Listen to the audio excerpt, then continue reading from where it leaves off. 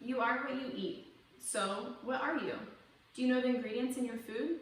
It's extremely alarming to learn how much of our diet has been artificially created by large companies through genetic modification. For decades, they have been negatively impacting the environment, limiting scientific studies, and most importantly to us, blatantly risking the health of every citizen.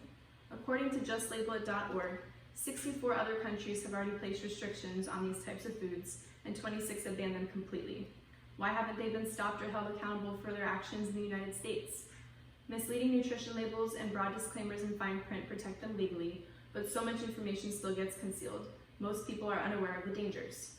Companies like Monsanto have tiptoed this line long enough though, and I hope to convince you that genetically modified organisms should be banned in this country. You can make an impact by joining this cause and helping to put real organic ingredients back into our diet. Otherwise, we will all continue to unknowingly ingest pesticides and other poisons being masked as natural flavors. One trip to the grocery store is all it takes to see how reading nutrition labels can seem like advanced biology with so many complex ingredient names. In simpler terms, the World Health Organization defines GMOs as having any altered DNA that would not naturally occur through reproduction or recombination. 3 letters, GMO, can be used to describe nearly all the common foods in the United States, and the numbers from the Center for Food Safety are staggering. 92% of US corn is genetically engineered, 94% of soybeans, 75% of processed foods. It's so bad that most packages aren't even labeled as being GMO, but you see natural proudly displayed all over their products. Manipulating DNA could be a fantastic scientific resource, but experimenting with nature will bring many dangers and unknown consequences that should be shared and discussed with everyone involved, like you and me. Society has been blinded, though, to these dangers we're all facing. Since the imported genes is introducing a new protein, these new creations can potentially trigger reactions and create new allergies. Former FDA microbiologist Louis Pribble said that the only definitive test for allergies is human consumption by affected peoples, which can have ethical considerations. What's most alarming is that the only published human study on GMOs verified that portions of the artificial gene were transferred from the soy to the DNA of gut bacteria. The UK is one of the few countries that conducts a yearly evaluation of food allergies, and in 1999, soy imports from the US were increasing consistently. When their report was released, researchers at the York laboratory discovered that reactions to soy had skyrocketed by 50% over the previous year. The effects of gene mutation can be even more dangerous than adverse reactions or inflammation. This was demonstrated in the mid-1990s when soybeans were outfitted with a gene from the Brazil nut. The scientists had attempted to produce a healthier soybean, but ended up with a potentially deadly one. Blood tests from people who were allergic to Brazil nuts showed reactions to the beans as well, highlighting how this experimentation can transfer both beneficial and toxic DNA strands. GMOs also have an irreversible impact on the environment as well as farmers who grow organic products.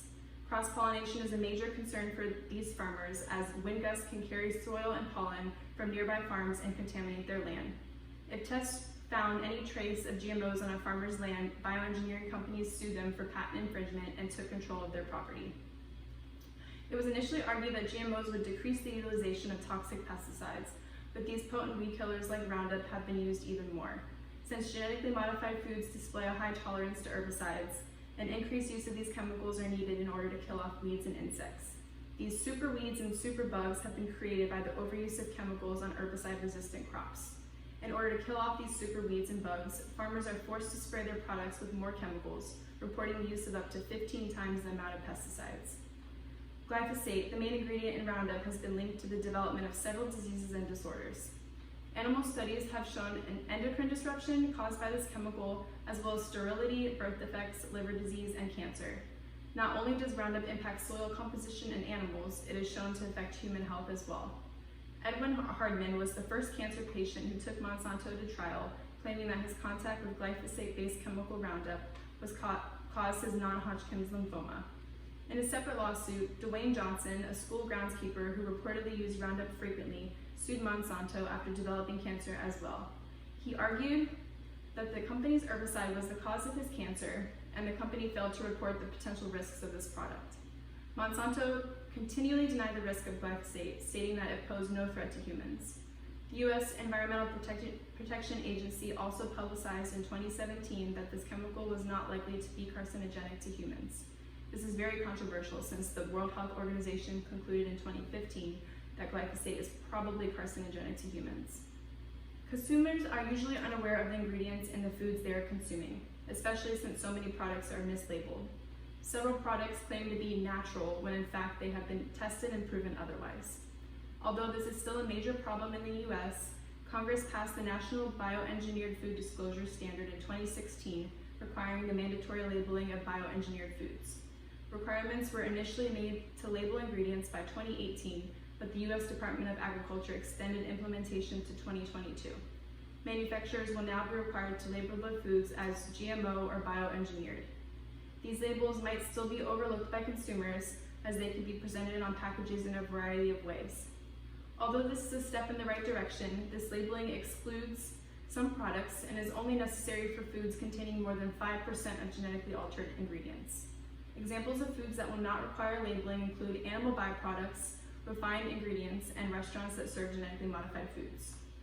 Some actions you can take in order to eliminate the prevalence of GMOs is to refuse purchasing foods that are genetically modified. Supporting the Non-GMO Project can help encourage companies to stop genetically modifying our foods. Although it is often difficult to know what is genetically modified, it is imperative to further research products to ensure that you are eating foods that are not altered. Supporting local farmers and buying organic is the best way to avoid the consumption of GMOs, as well as avoiding processed foods. It is critical to check ingredients and avoid foods with long lists of ingredients or those that are hard to pronounce.